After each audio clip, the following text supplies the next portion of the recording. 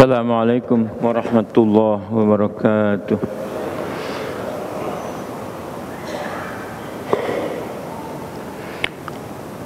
Innal hamdalillah nahmaduhu wa nasta'inuhu wa nastaghfiruh wa natubu ilaihi wa na'udzu billahi min syururi anfusina wa sayyiati a'malina. May yahdihillahu fala mudilla lahu wa may yudlil fala hadiya lahu. Asyhadu an la ilaha illallah wahdahu la syarika lah wa asyhadu anna Muhammadan abduhu wa rasuluh la nabiyya ba'da. Allahumma shalli wa sallim wa barik ala nabiyyina Muhammad wa ala alihi wa sahbihi wa man tabi'ahu bi ihsan ila yaumiddin. Allahumma la sahla illa ma ja'altahu sahla wa anta taj'alul hasna idza syi'ta sahla.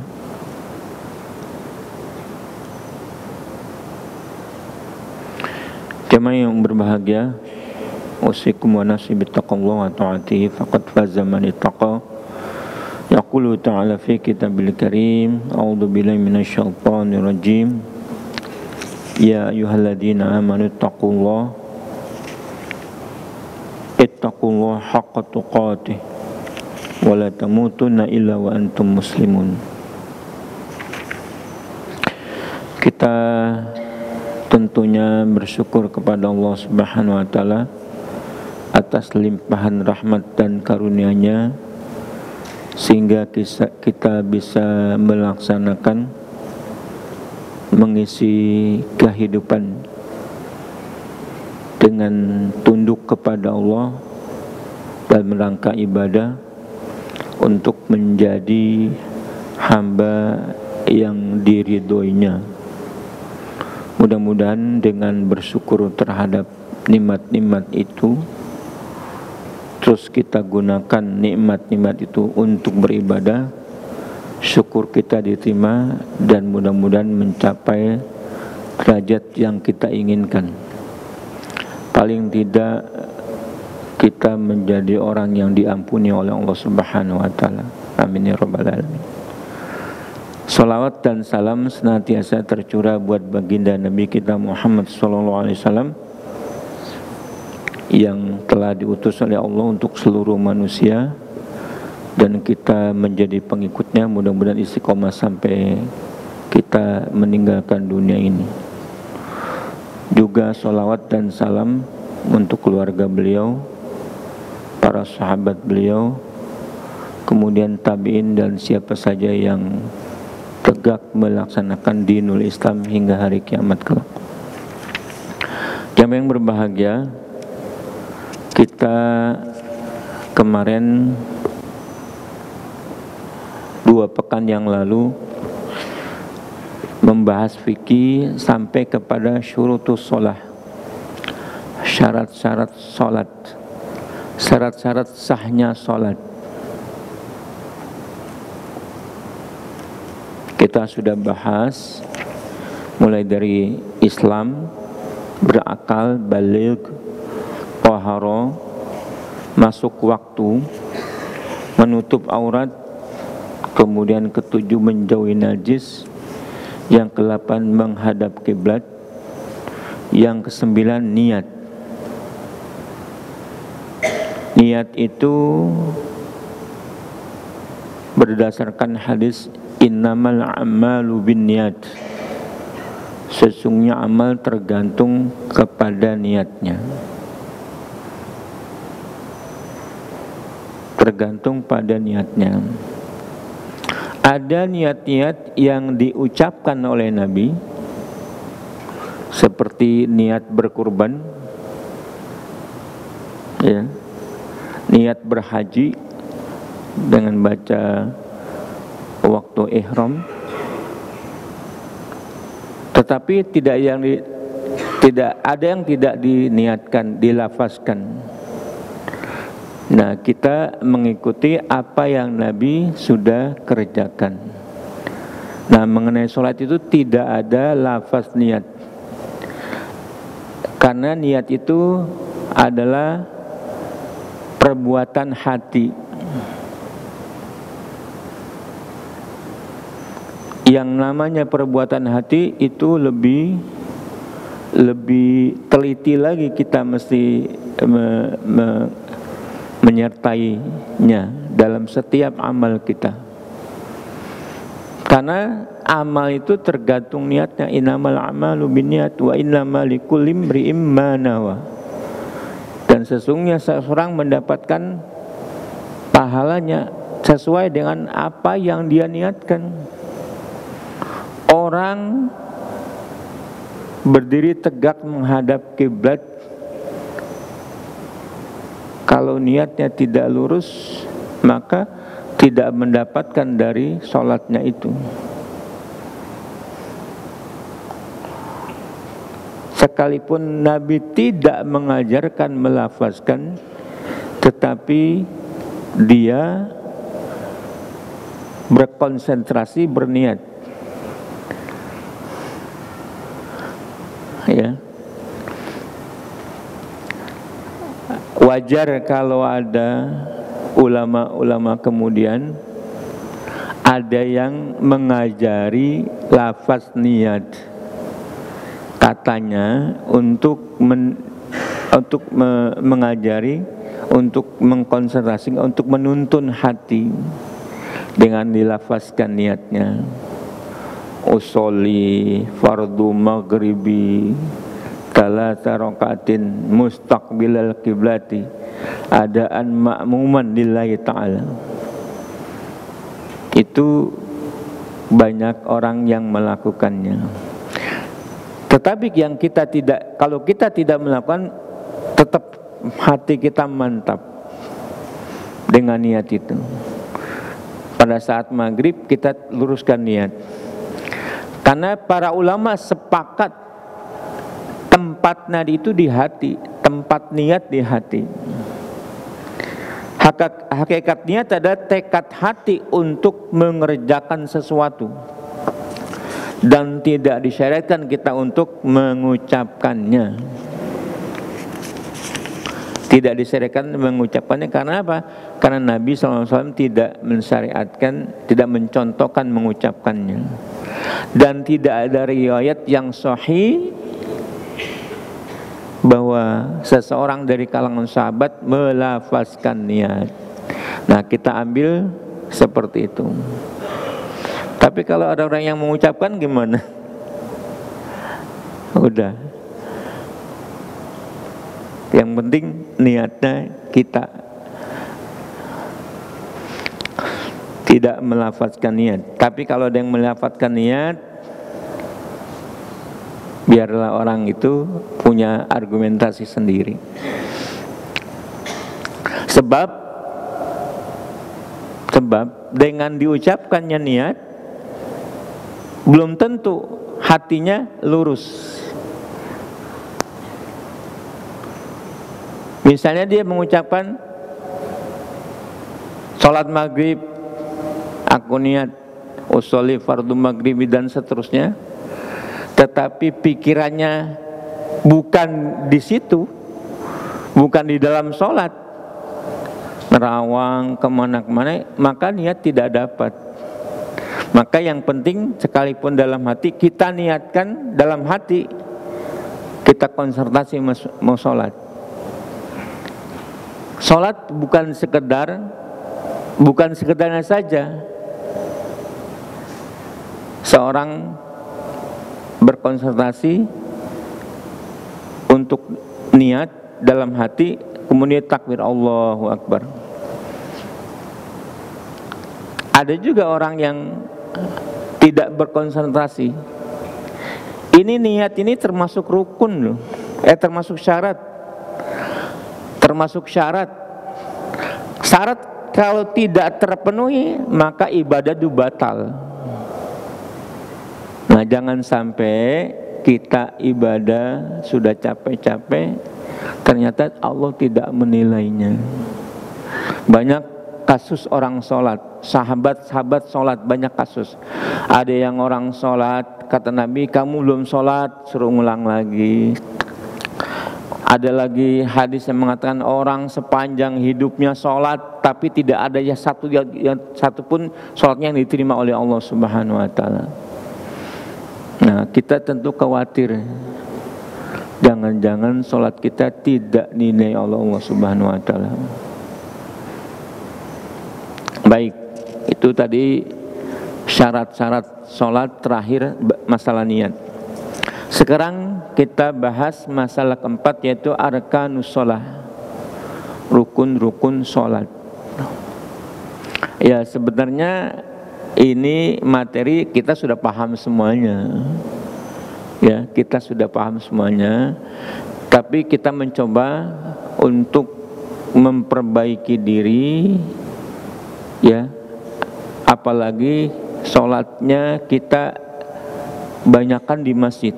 Laki-laki di masjid. Kita sudah mendapatkan laki-laki mesti sholat di masjid. Menurut pendapat yang bagus dari ulama, seorang laki-laki tidak sah sholatnya kecuali di masjid, kecuali ada udzur, misalnya musafir, lagi tidak di rumah. Tapi mukim yang bertempat tinggal, laki-laki mendengar adzan mesti sholat di. Nah, sholat di masjid itu yang bagaimana mestinya? Yang sholat di masjid itu kita mempersiapkan diri untuk sholat di masjid. Mempersiapkan diri paling tidak kata Allah Subhanahu wa Ta'ala,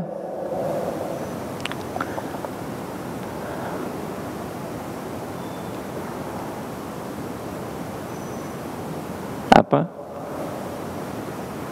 Pakailah pakaian yang baik setiap memasuki masjid. Ya, pakailah pakaian baik. Ya bani Adam, khudhu zinatakum inda kulli masjid. Wahai anak Adam, wahai manusia yang keturunan Adam, pakailah pakaian yang terbaik setiap kali memasuki masjid. Nah, ini pasti yang didapatkan oleh kita setiap hari masuk masjid kemana? Untuk mengerjakan sholat. Karena memang masjid dibangun untuk sholat. Nah, orang berpakaiannya rapi, bukan yang mendadak orang sholat tanpa persiapan, sehingga pakaiannya macam-macam. Ada yang berkaos, ya, pakaian seadanya, karena dia lagi kerja atau lagi di jalan, tiba-tiba dengar adzan, bagus dia berhenti supaya ke masjid segera. Ternyata pakaiannya tidak yang terbaik yang dia miliki. Nah, yang benar, ya, Allah alam, menggunakan pakaian terbaik ketika memasuki masjid. Memasuki masjid adalah ketika sholat di masjid. Ya bani Adam, khudhu zinatakum inda kulli masjid. Pakailah perhiasan kamu setiap memasuki masjid.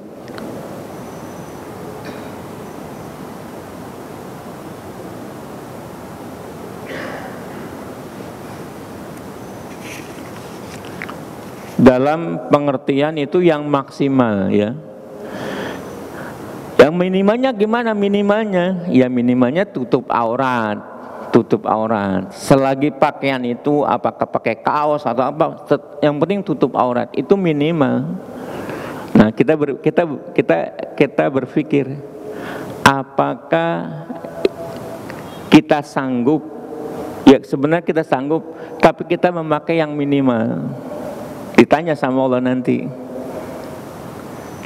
kamu sanggup yang lebih baik, tidak halangan memakainya, kenapa menggunakan pakaian yang sekenanya, seadanya, tidak menghiasi diri untuk berhias menghadap Allah dengan pakaian yang terbaik. Nah, ini perlu direnungkan. Jangan kondangan aja pakaian yang bagus. Pas kondangan pakaian bagus, ya, pergi ke tempat sesuatu pertemuan teman-teman bagus, tapi kepada Allah Tidak. Nah, padahal Allah mengatakan setiap menghadap Allah ke masjid, pakailah perhiasan yang paling bagus. Dari mana kita mendapatkan dalil pakailah pakaian setiap ke pesta, masuk pesta pakaian bagus? Itu hanya adat, kebiasaan. Karena orang itu menjaga image jaim agar dibilang sama teman-temannya, oh pakaiannya bagus. Kan nggak ada orang yang mau ke pesta pakaiannya jelek, pakaian sekenanya, nggak ada. Nah, coba itu dibawa ketika menghadap Allah, perasaan itu coba dibawa ketika menghadap Allah Subhanahu wa Ta'ala. Kalau bisa yang lebih baik, kenapa kita memilih yang jelek? Ya, jangan dibalik ya. Kenapa pakai yang bagus kalau bisa yang jelek? Jangan dibalik.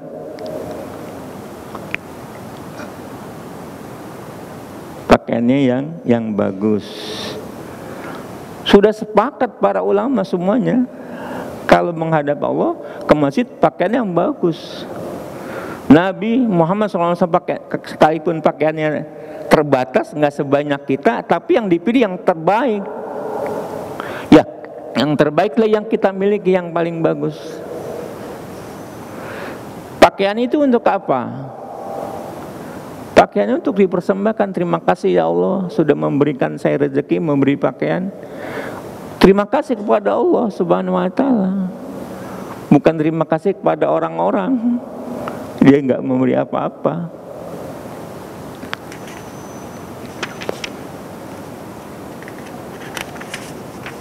Ya, itu tentang mana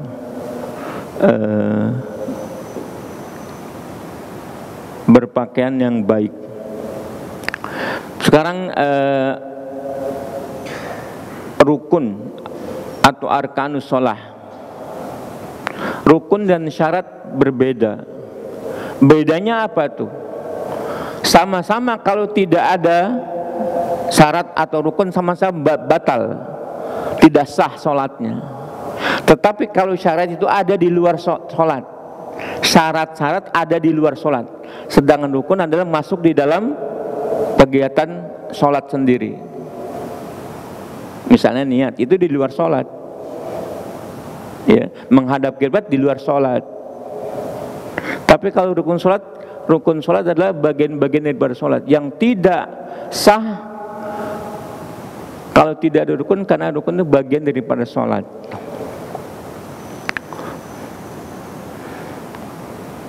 Lebih jelasnya, syarat mendahului ibadah,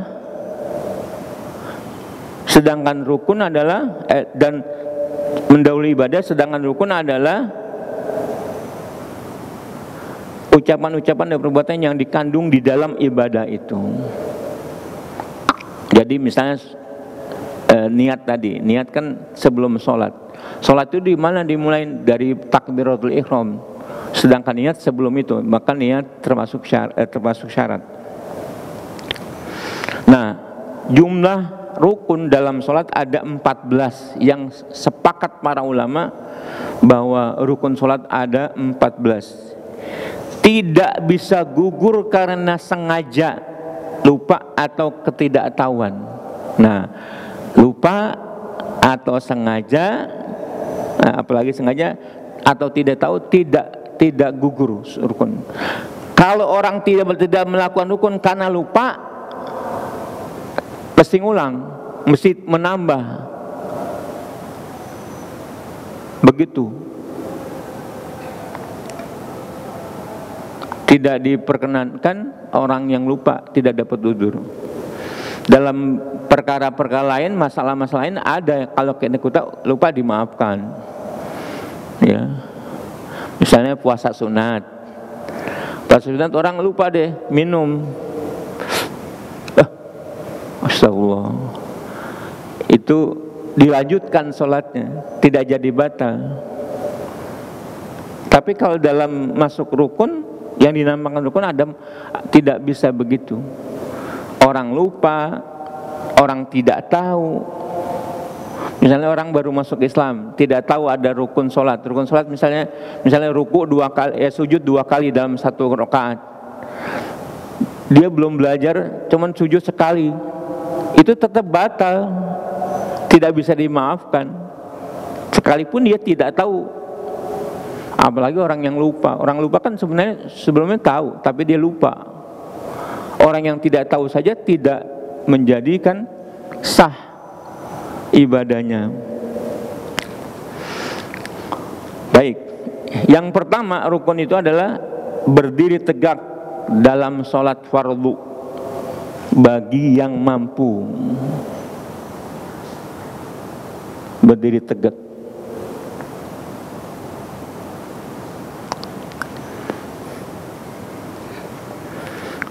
Firman Allah, wa qumu lillahi qanitin, dan berdirilah melaksanakan ibadah kepada Allah sebagai orang-orang yang tunduk. Maka tidak sah salat wajib bagi orang yang mampu berdiri kemudian tidak berdiri dia. Tidak sah salatnya. Kalau salat sunat bisa, boleh. Tidak sah salat fardu bagi orang yang mampu berdiri kemudian dia tidak berdiri. Maka yang pakai kursi itu mampu atau tidak?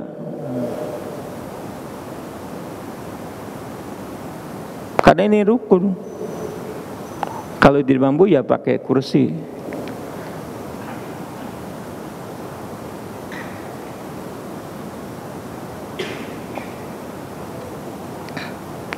Dan juga berdasarkan hadis Nabi SAW riwayat Imran bin Husain radhiyallahu anhu, "Shalli qa'iman, fa illam tastati' fa qa'idan, fa illam tastati' fa 'ala jambin." Salatlah dengan berdiri. Bila tidak mampu, salatnya dengan duduk. Bila juga tidak mampu, dengan berbaring. Bila tidak mampu lagi,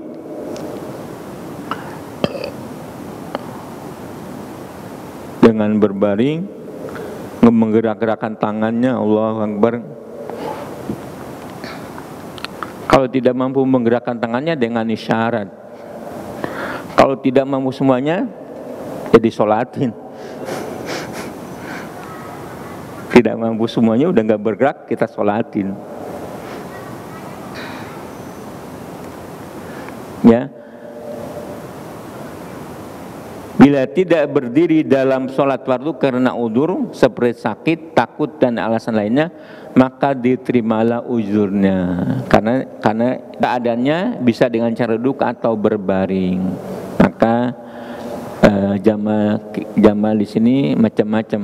Ada yang duduk, ada di kursi, ada yang duduk di bawah, ada yang berbaring. Kalau berbaring mungkin tidak. Berbaring mesti sholatnya di rumah.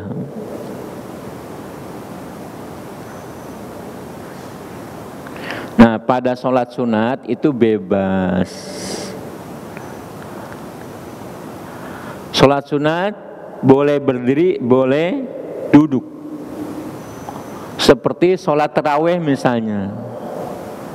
Sholat tarawih yang kalau imamnya panjang-panjang, katakanlah satu malam 1 juz,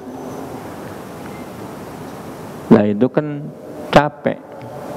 Nah, sahabat Nabi SAW banyak yang mengikatkan dirinya dengan kainnya di tiang-tiang dalam sholat tarawih supaya tidak terjatuh atau menahannya supaya tetap berdiri dalam keadaan sholat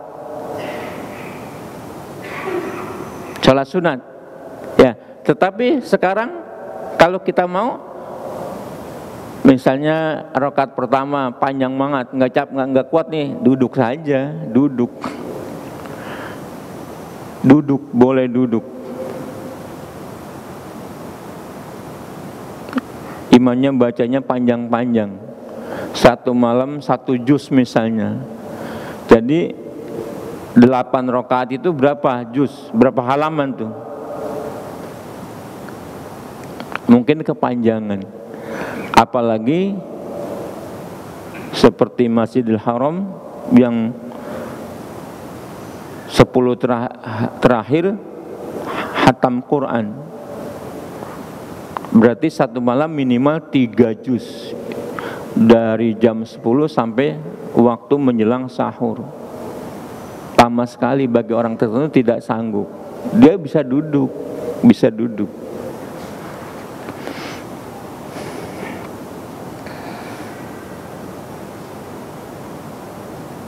Nah, seandainya orang itu sehat, mampu berdiri, dia tapi dalam sholat sunat milih berduduk, pahalanya gimana? Yang sholat berdiri lebih utama daripada yang sholat duduk, kalau dia mampu duduk.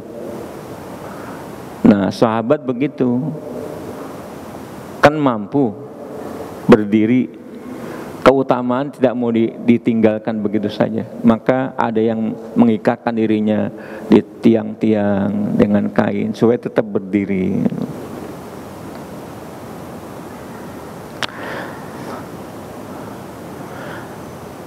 Dalilnya apa?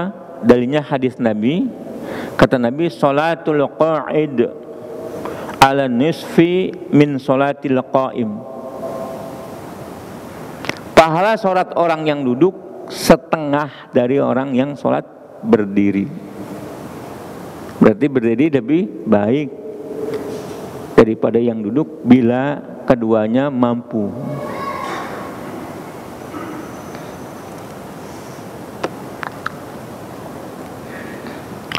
Ya. Yang kedua, sekarang yang kedua, rukun yang kedua adalah takbiratul ihram di awal sholat, yaitu apa? Ucapan Allahu Akbar. Ucapan yang selainnya tidak sah.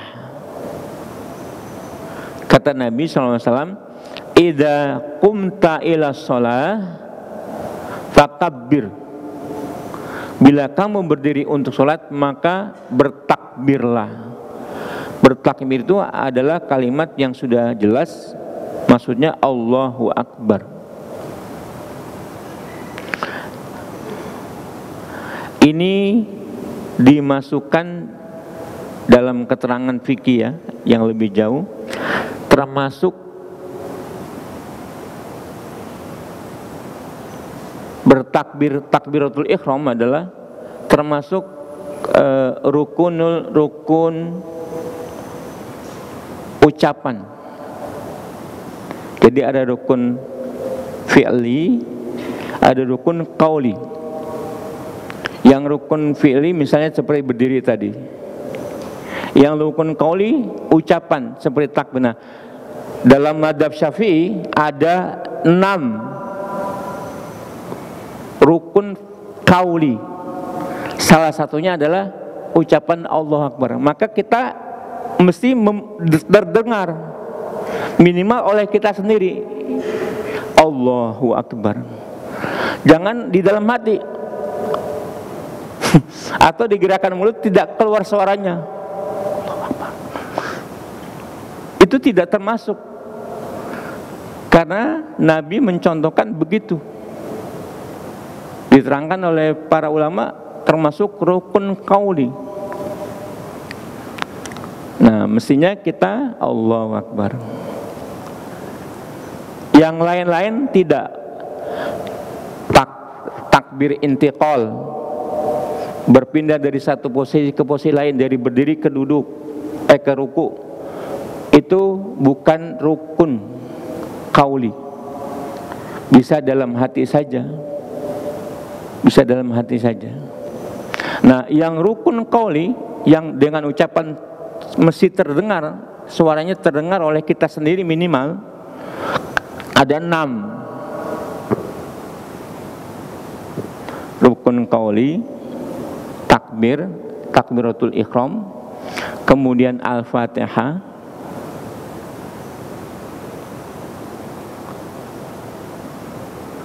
kemudian apa lagi?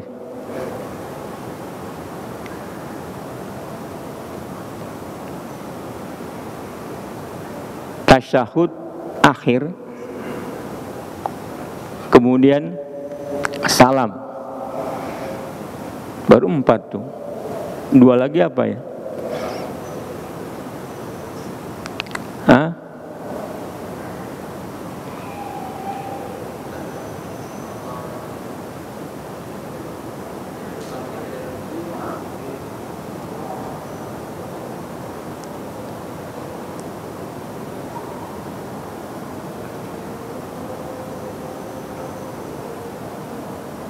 Iya. Lupa saya. Hah? Enggak, bukan rukun qauli, bukan rukun. Takbiratul ihram, Al-Fatihah,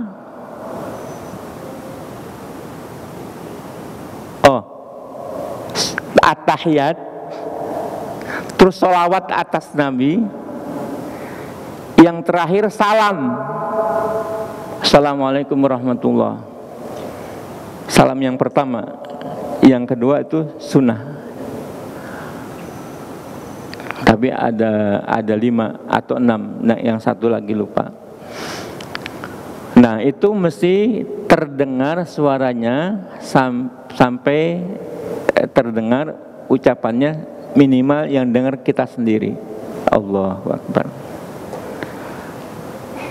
Nah, ini dalam sholat berjamaah ini banyak kasus ya, banyak kasus. Apakah Al-Fatihah yang dibaca oleh kita dalam sholat syiriah mesti terdengar sama tetangganya sholat?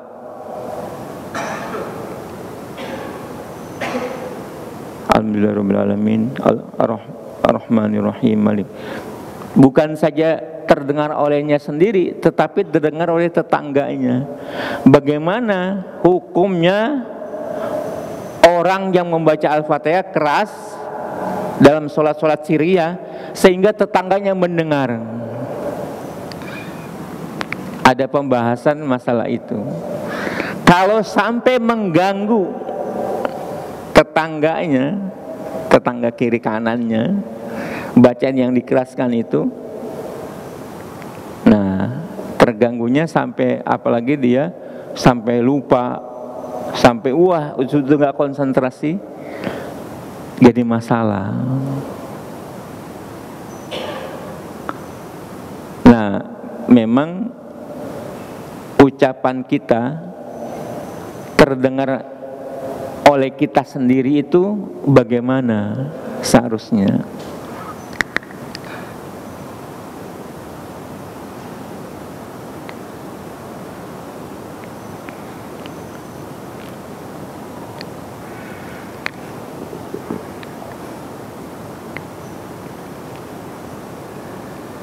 Ya.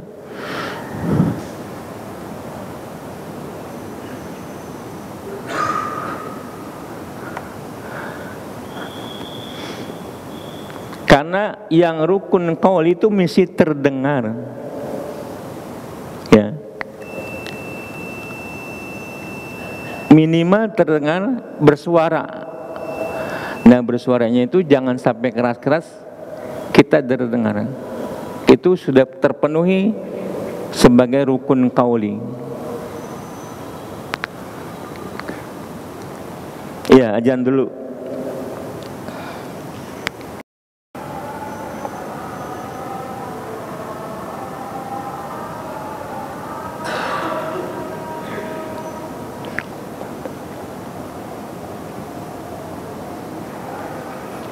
Ya, kita lanjutkan. Yang tadi rukun qauli dalam mazhab Syafi'i ada 5, ada 6. Takbiratul ihram, bacaan Al-Fatihah, ucapan amin, amin itu bagi mazhab Syafi'i wajib. Terus tahiyat, pujian kepada Allah, terus sholawat kepada Nabi dalam rakaat kedua, tahiyat terakhir, kemudian salam. Nah, tapi bagi mazhab yang lain, misalnya Hanafi, amin tidak dikategorikan dalam rukun qauli, karena dalam mazhab Syafi'i tidak dibacakan amin, sekalipun imam membaca jahriyah enggak ada amin. Terus sabda Nabi juga, as-salat itu tahrimuha at-takbir wa tahliluha at-taslim.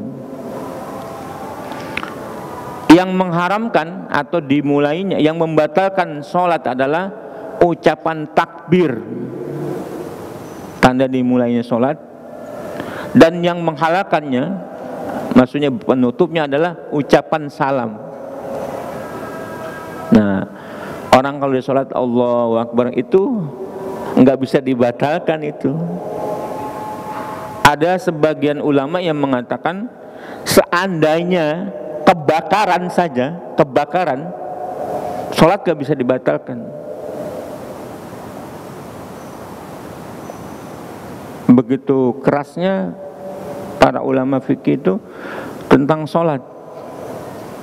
Sholat wajib ya, sholat wajib, gak bisa dibatalkan. Nah, kalau sekarang kita batalkan aja Ustaz, nanti kita ulang lagi. Padahal Nabi bersabda, tahrimuha at-takbir wa tahliluha at-taslim. Yang ketiga, rukun yang ketiga adalah membaca Al-Fatihah. Berdasarkan sabda Nabi, dalam setiap rakaat mesti membaca Al-Fatihah. Nabi mengatakan, la sholata liman lam yaqra bi Fatihatil kitab. Tidak sah sholat bagi siapa yang tidak membaca surah Al-Fatihah.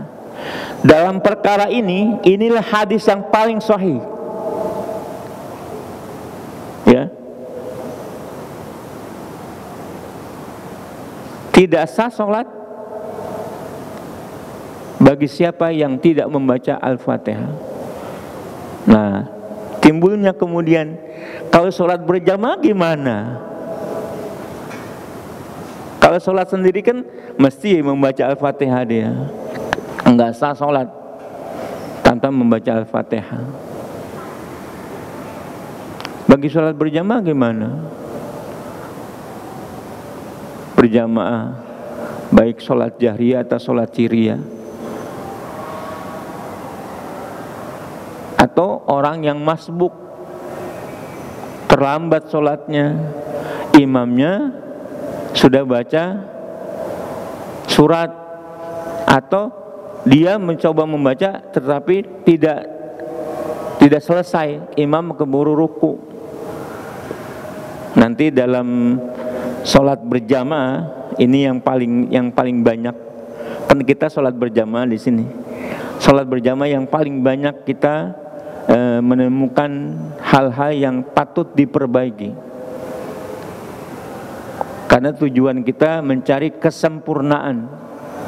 Sudah betul sholatnya, tetapi ada yang tidak sempurna. Termasuk yang sempurna itu kan, misalnya mengisi sop, merapatkan sop itu fa inna taswiyata sofin tamami shalah. Karena rapatnya sop itu kesempurnaan dari sholat. Kalau tidak sempurna, kita sholatnya rame-rame, di sop paling belakang nggak rapat, maka sholat itu nggak sempurna. Nah, siapa yang membuat nggak sempurna itu? Adalah orang yang tidak merapatkan. Dia bertanggung jawab terhadap ketidaksempurnaan sholat jamaah itu. Makanya ini harus kita tegas ini. Kalau tegasnya kita, di samping kita memberikan edukasi, Kita yang sudah ngerti, kalau ada orang sholat tidak merapatkan, kita yang suruh rapatkan. Dia kita tarik rapatkan. Kalau masalah gak mau, ntar belakangan sehabis sholat. Kan itu kesempurnaan sholat. Jangan sampai, nah lagi-lagi kita dapat, kalau bisa kalian mengerjakan dengan sempurna, kenapa tidak mengerjakannya? Kan begitu ya. Kalau kita bisa mengerjakan yang sempurna, kenapa tidak mengerjakan? Kita barangkali ya nggak enak lah Ustaz. Dalam mengejar ini harus, kata Allah Subhanahu wa taala, fattaqullaha mastata'tum. Bertakwalah kepada Allah semampu kalian. Nah, kita mampu enggak? Mampu membuat sempurna dengan cara merapatkan shaf. Kalau orang yang tidak merapatkan, kita tarik. Kalau yang sebelahnya, misalnya kita ada di kanan, dia jarang kita rapatkan kemari, yang kita ada di kiri rapatkan supaya imamnya tetap di tengah-tengah. Nah, bagi orang yang masbuk gimana? Yang tidak membaca Al-Fatihah dalam sholatnya, dikecualikan dalam sholat berjamaah bagi masbuk. Satu, bacaan imam adalah bacaan makmum. Maka enak sekali kalau sholat berjamaah itu, bacaan kita mungkin masih enggak fase, enggak lurus, enggak benar. Kalau sholat berjamaah ditanggung sama imam semuanya. Enak banget. Salah satu fadilah sholat berjamaah.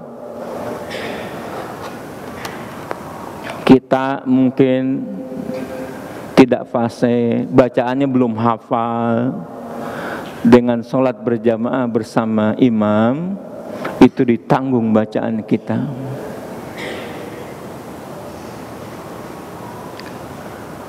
Itu yang pertama. Yang kedua, kalau makmum masbuk datang, imamnya sudah ruku, rakaat pertama sudah ruku,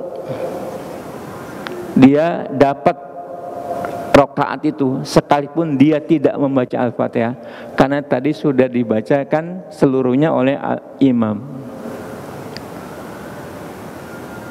Atau dia membaca Al-Fatihah tidak selesai.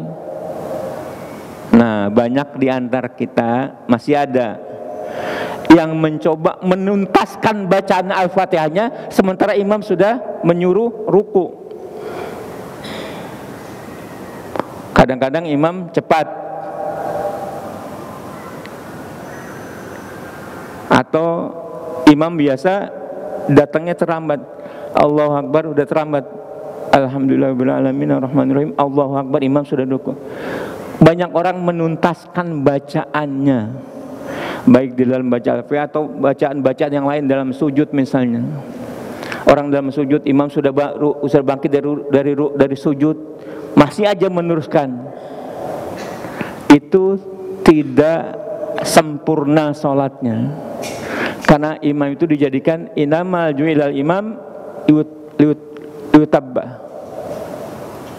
Sesungguhnya imam dijadikan itu untuk diikuti. Jangan kita seolah-olah sholat sendirian. Saya belum selesai kok, saya nggak apa-apa nuntas. Tidak. Imam sudah mengcover bacaan yang tadi. Makanya kita seruan imam, takbir, Allahu Akbar, Allahu Akbar. Sampai Allah gimana? Rabbana lakal hamdu. Imam sudah nyuruh ruku atau sudah sujud, kita mestinya mengikuti. Tidak menyelesaikan sendiri bacaan kita yang tertinggal. Karena apa? Mengikuti imam itu fardu, wajib. Sementara menuntaskan bacaan sendiri itu, bacaannya bukan wajib dalam sholat berjamaah.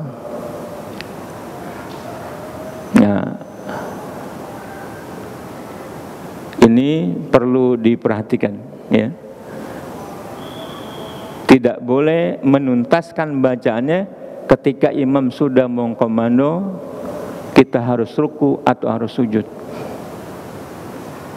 atau bangkit dari ruku, bangkit dari sujud.